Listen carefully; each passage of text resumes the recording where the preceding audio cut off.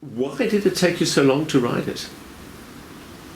Well, actually, it didn't take me long to write it. I wrote it in about 9 months.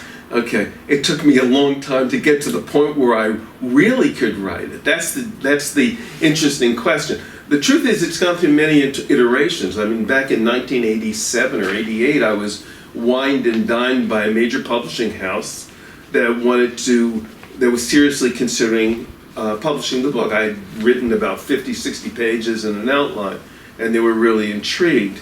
But then the marketing department couldn't figure out where to put it, so we nixed it. But the fact of the matter is, I wasn't ready. Yes. And it's gone through other iterations during the last 40-odd years. And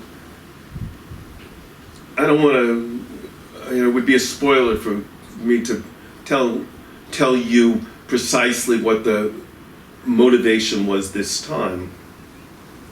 The reader will find that out at the end of the book. But the fact of the matter is, they say to write, you have to have an inner necessity to write. I never had an inner necessity. I had outer necessities. I thought it's a good story, it might have potential, blah, blah, blah. I wasn't innerly driven, and you need to be innerly driven to write something of this kind. And then something happened, inside of me, and I wrote like a crazy person, and I'm someone who was very disciplined about sleep. Forget it during that period. I was writing till 3, 4 in the morning. I was getting by on very little sleep.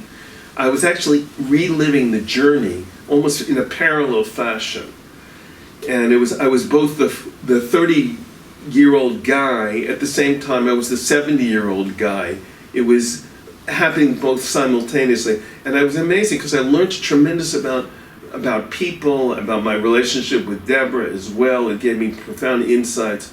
And I was fortunate because I had a lot of good source material. I had all my journals, I had letters, I had maps, I had photos. So I was able to recreate a lot of the journey in a very vivid way. And what happened is that I really was on a journey while I was writing about a journey. Right.